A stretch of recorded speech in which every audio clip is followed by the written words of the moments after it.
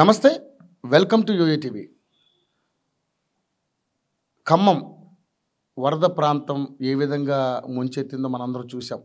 ఖమ్మం పట్టణం కానీ, అదేవిధంగా పాలేరు రిజర్వాయర్ పొంగడం వల్ల పాలేరు ప్రాంతం కానీ మొత్తం కూడా ఫ్లడ్ ఎఫెక్ట్కి గురవి చాలా ప్రాంతం, అదేవిధంగా వేల ఎకరాల పంట, అదేవిధంగా ఆస్తి నష్టం, ప్రాణ నష్టం కూడా జరిగింది.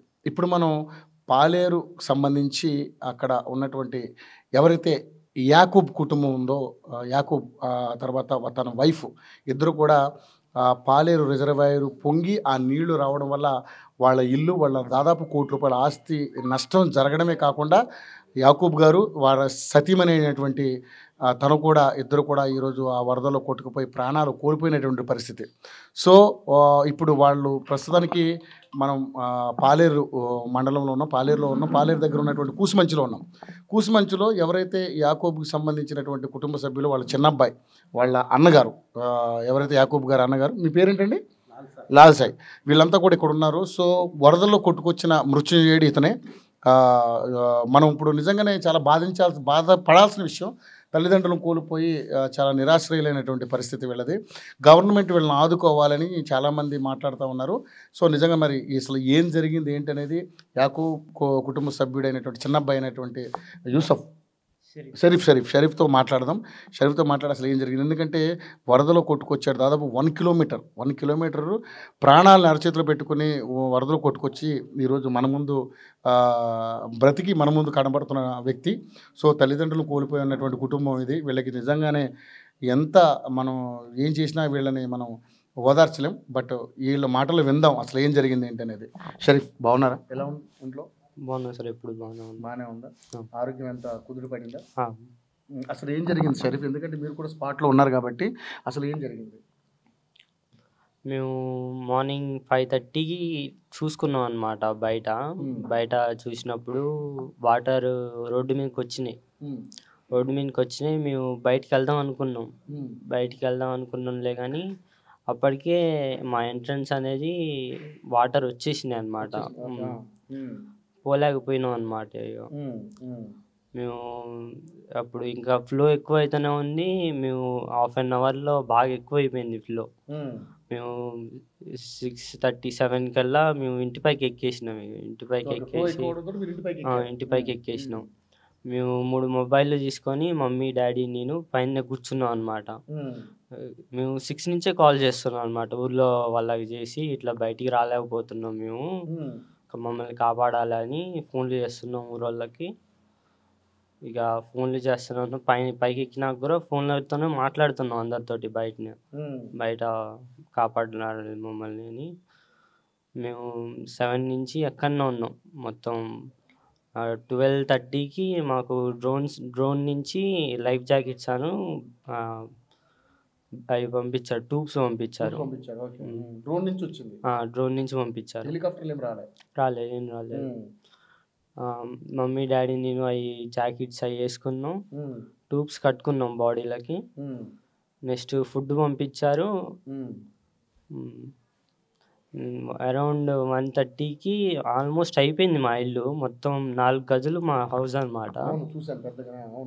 అయితే దాంట్లో 3 గదులు కూలిపోయినాయి. 12 కల్లానే కూలిపోయినాయి. మేము దాని మీదనే ఉన్నాం, ఒక వంటగది మీదనే 2 దాకా ఉన్నాం అనమాట మేము పైనే. అరౌండ్ 2కి ఆ వంట కూడా పడిపోయింది కింద. ముగ్గురం ఇక పడి కొట్టుకొని పోయినాం అనమాట. డాడీ ఏమో చెట్లలో ఇరికిండి అంటున్నారు. మమ్మీ ఏమో నాతోటే ఉంది ఒక 1 మినిట్ దాకా. 1 మినిట్ తర్వాతకి అక్కడ ఆగినాం, ఒక దగ్గర ఆగినాం మమ్మీ, నేను. అక్కడ ఫ్లో లేదనమాట అంతగానో. అయితే కొద్దిగా ముందుకి పోదాం, మనుషులు పడుతున్నారు మాకు, కొద్దిగా ముందుకు పోదాం అనుకొని కదిలినాం. ఫ్లో మమ్మల్ని నెట్టేసింది గట్టిగా. నేను ఒక్కడిని ఫ్లోతో పాటు పోయినా. మమ్మీ జాకెట్ ఊడిపోయింది అప్పుడే.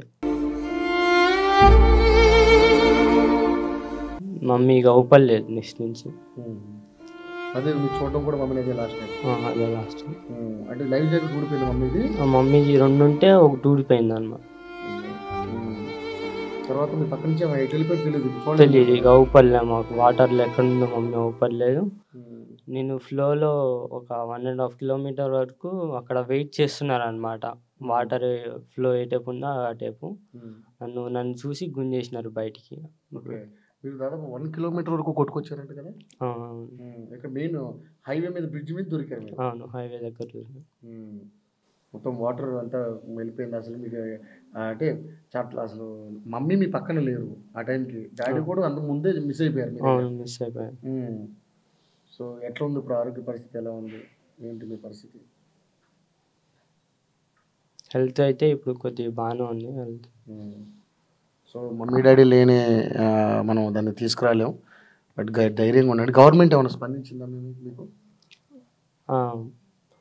అంటే మినిస్టర్ పొంగులేటి గారు వచ్చారు, అన్నకి నాకు 5 lakhs చెక్ ఇచ్చారనమాట. మళ్ళా ల్యాండ్ ఇస్తా అన్నారు, ఇల్లు కట్టుకోవడానికి కట్టిస్తా అన్నారు. మరి మీ చదువుల విషయంలో ఏమన్నా భరోసా ఇచ్చారా? లేదంటే నెంబర్ ఇచ్చారు, ఏదన్నా హెల్ప్ కావాలంటే ఫోన్ చేయండి అని నెంబర్ ఇచ్చారు. సో అంటే బయట మనం చూస్తూ ఉన్నాం వార్తా పత్రికల్లో మీ చదువు అంతా కూడా గవర్నమెంట్ భరిస్తుంది అని చెప్పేసి, మీకు ఎంత ఖర్చు అయితే అంత అని వస్తున్నాయి వార్తలు. సో ఆ దిశగా కూడా మనం ప్రయత్నం చేద్దాం. మీకు అది కావాలి, కంపల్సరీ కావాలి. ఏం చదువుతున్నారు మీరు ఇప్పుడు? నేను బీటెక్ సెకండ్ ఇయర్ ఇప్పుడు, అన్న బీటెక్ ఫోర్త్. అన్నయ్య కదా చెన్నైలో చదువుతుంది? అవును. సో ఈ ఎఫెక్ట్ పడ్డ తర్వాత వచ్చారు అన్నయ్య? అన్న జరిగింది మార్నింగ్ వచ్చారు అన్న, నెక్స్ట్ డే వచ్చారు మార్నింగ్. సో ఎలా ఫీల్ అవుతున్నారు, ఏంటి అసలు? నిజంగా నా కళ్ళ ముందే తల్లిదండ్రులు కోల్పోయారు, ఎట్లా ఎలా ఎలా ఎలా ఉంది మీ పరిస్థితి?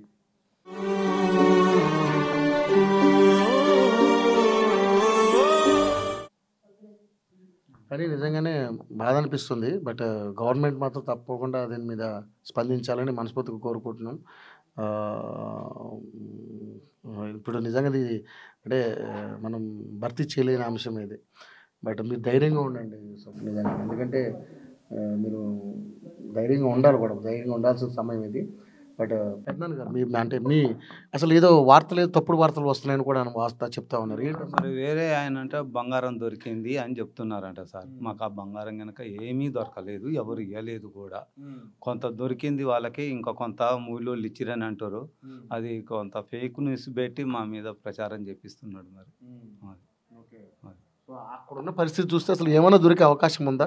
నేను చూశాను ఆ కారు కానీ, ఆ ట్రాక్టర్లు కానీ, ఆ క్రషర్ కానీ అంతా కూడా మొత్తం సర్వనాశనం అయిపోయినాయి. అక్కడ ఆ బీరువాలు కూడా చూసాం, మొత్తం ఆ బీరువా కూడా ఎక్కడికో పోయి కొట్టుకుపోయి ఉంది బీరువా, అందులో బట్టలు గిట్ల అన్నీ కూడా.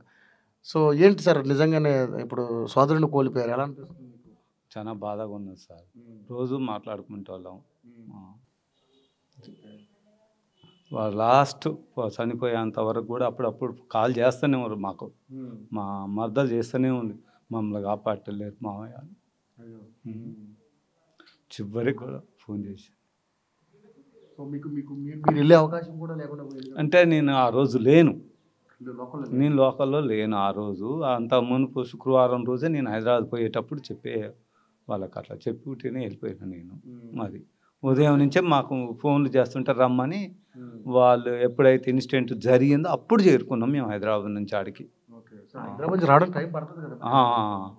1:30-2కి అందులో పడ్డారు. అక్కడి బాబు బయటికి వెళ్ళిందనే కాడికి చేరుకున్నాం. గ్రామస్తులు మిమ్మల్ని తాడు సాయంతో కాపాడారు కదా? అవును. లైఫ్ జాకెట్ ఉంది అప్పుడు మీకు? లైఫ్ జాకెట్ ఉంది, ట్యూబ్ కూడా ఉంది. అప్పుడు నాకు చూశాను విజువల్స్లో, మీరు ఇట్లా కొట్టుకొస్తాం కూడా చూశాను నేను. నిజంగా కిలోమీటరు ఎంత వాగు, అంత పెద్ద వాగు పొంగుతుంటే కొట్టుకుంటూ రావడం అంటే మామూలు విషయం కాదు. సో ధైర్యంగా ఉండండి మీరు, అన్నయ్య మీరు.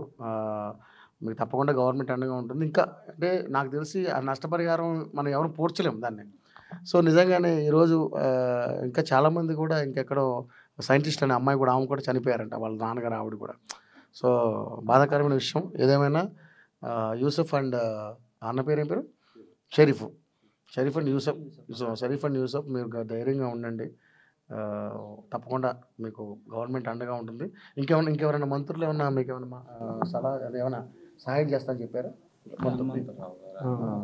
హనుమంతరావు గారు వచ్చారా? విహెచ్ హనుమంతరావు గారు ఇందాక వచ్చారు, 50,000 ఇచ్చారు. ఓకే. సో మీకు ఎంత వచ్చినా తక్కువే. స్టడీ అయిపోయినాక కలవండి, జాబులు ఇప్పించేస్తా అని చెప్పిండు మరి ఆయన. ఇప్పిస్తా అని చెప్పిండు. ఇద్దరికి కూడా జాబులు రావాలి, ఎందుకంటే మనం కోల్పోయింది మామూలు విషయం కాదు. సో ఏంటి నాన్నగారితో బాగా అటాచ్మెంట్ అయ్యి బాగా బాగా డాడీతోనే చిన్నప్పటి నుంచి ఇంట్లోనే అనమాట. నన్ను ఏ రోజు కూడా హాస్టల్ వేయలేదు మమ్మీ డాడీ. నేను మొత్తం ఇంట్లోనే ఉన్నా మమ్మీ డాడీతోటే.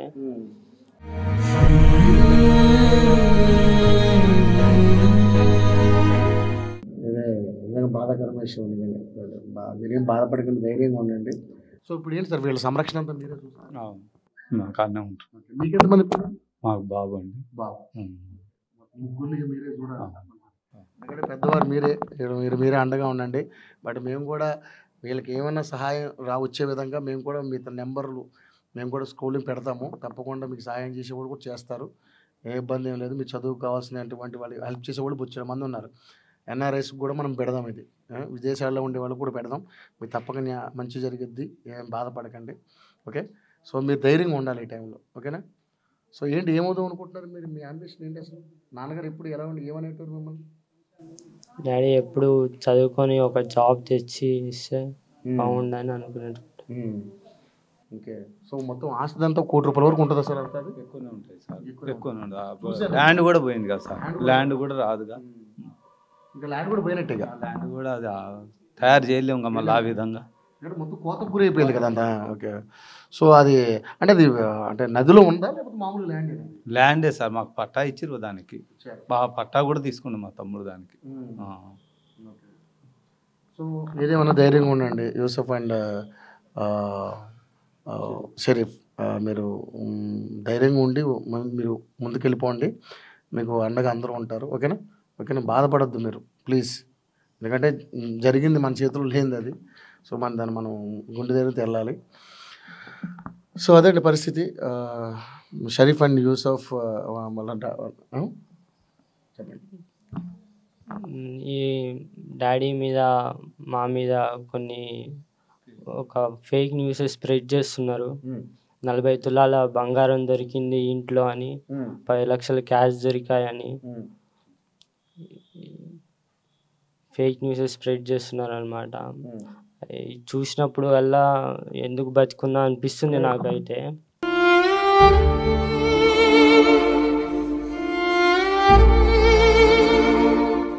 రాసేవాళ్ళు అలా రాస్తారు కదా, వాళ్ళని మళ్ళీ ఏం చేయలేము. వాళ్ళని అక్కడ ఉన్న సిచ్యువేషన్ చూసాం సార్ మేము. ఏమాత్రం ఏ వస్తువు కూడా దొరికే పరిస్థితి లేదు అక్కడ. మేము కూడా ఇప్పటికీ అక్కడ దాకా వెళ్ళొచ్చాం కదా. దాన్ని ఉన్నట్టు చెప్పడం వల్ల మాకు బాధ అనిపిస్తుంది. బాధపడదు సార్, మీరు బాధపడద్దు, మీరు ధైర్యంగా ఉండండి. మీరు పెద్ద పాత్ర వహించండి, వీళ్ళకి మీరు అండగా ఉండండి, ఏం బాధపడద్దు. డాడీ మీద డబ్బులు తీసుకొని మేము పైకి ఎక్కినాం, డబ్బులు గోల్డ్ తీసుకొని రేకుల మీద ఉన్నాం. డాడీ డబ్బులు కట్టుకొని ఇంకా డబ్బులు ఏముంది సార్, నాకు అర్థం కాదు. మనిషే లేడు కదండి అక్కడ. అదే మాట ఏదో చెప్తుర్రంట, అది బాధగా ఉంది. మీరు బాధపడదు సార్, మీరు ధైర్యంగా ఉండాలి సార్.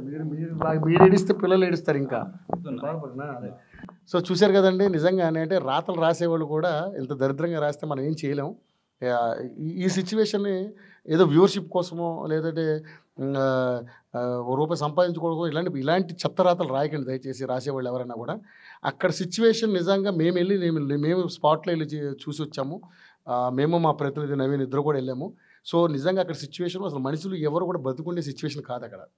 ఆల్రెడీ 2 ప్రాణాలు కోల్పోయి వీళ్ళ మదరు ఎక్కడో దగ్గర 15 కిలోమీటర్లు ఎక్కడో వేరే ఊర్లో 15 కిలోమీటర్లు, ఎక్కడైతే పాలేరు నుంచి 15 కిలోమీటర్లు ఉన్న ఊర్లో అక్కడ మృతదేహం దొరికింది. తర్వాత వీళ్ళ డాడీది అయితే ఆ స్పాట్లోనే దొరికింది, కానీ కొంచెం చెట్లు ఇరుక్కుపోవడం. అలాంటి సిచ్యువేషన్ను కూడా పెట్టుకుని వాళ్ళు డబ్బులు తీసుకుని ఎక్కడ పెట్టుకుంటారండి? కొంచెం జ్ఞానం ఉండాలి, బుద్ధి ఉండాలి వాళ్ళకి, రాసేవాళ్ళకి. దయచేసి వీళ్ళ మీద అలాంటి ఫేక్ రాతలు రాస్తే మాత్రం మీరు కేసులు పెట్టేసేయండి, డౌట్ లేదు అందులో. పెట్టండి, ఎవరు రాస్తే వాళ్ళ ఛానల్ మీద కేసులు పెట్టండి.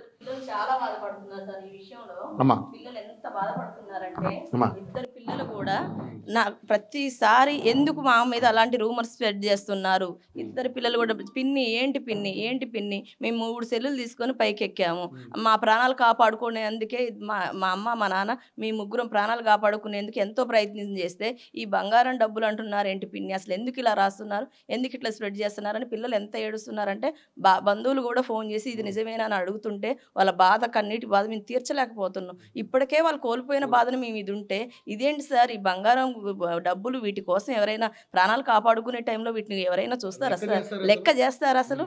మాకు దొరికింది కొద్దిగా అయినా సరే మాకు దొరికింది కూడా అది ఏమైనా ఉంటే అక్కడ మనుషులు చూస్తున్నారు, పోలీసు వాళ్ళు ఉన్నారు అక్కడ, మేము చూసేందుకు మీరందరూ చూశారు కదా అక్కడ మొత్తం కనిపిస్తుంది. ట్రాక్టర్లు అయితే పెద్ద పెద్ద వెహికల్ అయితే అంత దూరంలో పోతే అక్కడ కనపడే డబ్బు కాగితాలు ఆగుతాయా సార్? అది కొద్దిగన్నా నీకు అంత ఐరన్ ఐటమ్స్ అంత విలువైన అంత బరువు కల్లయి కొట్టకపోతే నీకు ట్రాక్టర్లు కనుక నీకు పేపర్లు డబ్బు పేపర్స్ నీకు ఎట్లా అక్కడ ఆగుతాయి అని చెప్పేసి ఏ విధంగా రాయగలుగుతున్నారు? పిల్లలు బాధపడతారన్నది తెలియదా?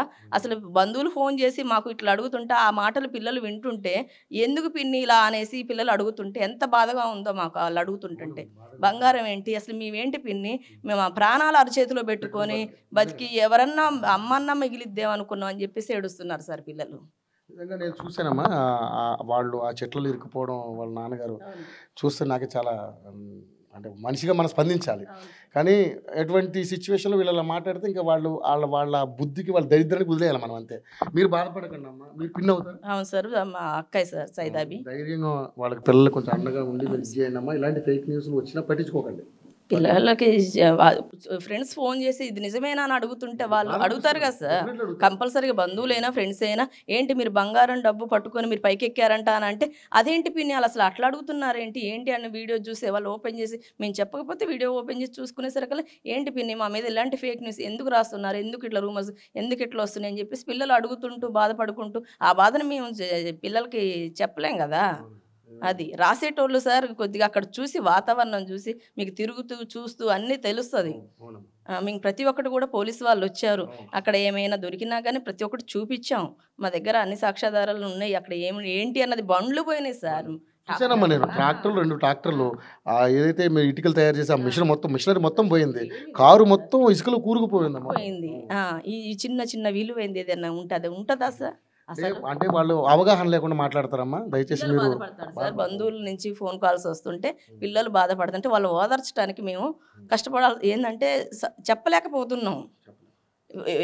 ప్రతి ఫోన్ వచ్చిన ఫోన్ ఇది నిజం ఇది ఎంట కదరా ఇది నిజమేనా అని అడుగుతుంటే వాళ్ళు బాధపడుతారు. అది సార్ ఏం లేదు, నేను కూడా వచ్చిన రిక్వెస్ట్ వాళ్ళకి ధైర్యంగా ఉండండి, మీరు పెద్దవాళ్ళు ఉండండి. గవర్నమెంట్ నుంచి ఏమి రావాలో అవి మనం పిల్లలకు ఉద్యోగం రావాలని చెప్పేసి అది ఒక్కటే సార్. మేము అక్కా బావ కోరిక కూడా ఇద్దరు పిల్లలకు కూడా మంచి ఉద్యోగాలు రావాలి, గవర్నమెంట్ ఉద్యోగాలు రావాలని చెప్పేసి వాళ్ళు కష్టంతో చదివించుకుంటూ వాళ్ళు ఇంత దూరం వచ్చారు. కానీ తీరా పిల్లలు చదువులు అయిపోయేటానికి వాళ్ళు ఇలా వెళ్ళిపోవాల్సి వచ్చింది.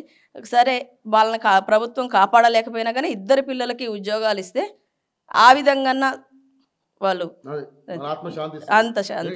ఎందుకంటే వాళ్ళ కోరిక అది, పిల్లలు బాగా చదువుకోవాలి కోరిక. ఇప్పుడు బీటెక్ ఫైనల్ ఇయర్ కంప్లీట్ అయిపోయింది, మెన్స్ అయితే కంప్లీట్ అయిపోయింది, పిల్లగాడు బీటెక్ సెకండ్ ఇయర్. ఇద్దరు పిల్లలకు కూడా జాబ్స్ గవర్నమెంట్ జాబ్స్ ఇస్తే వరకు ప్రభుత్వం ద్వారాగా అందింది ఏమైనా ఉంది అని అంటే మెయిన్ అదే సార్, ఇద్దరు పిల్లలకి జాబ్ అంతే. అదే కోరుకుంటున్నాం, వాళ్ళ కోరిక కూడా అదే, తల్లిదండ్రుల కోరిక.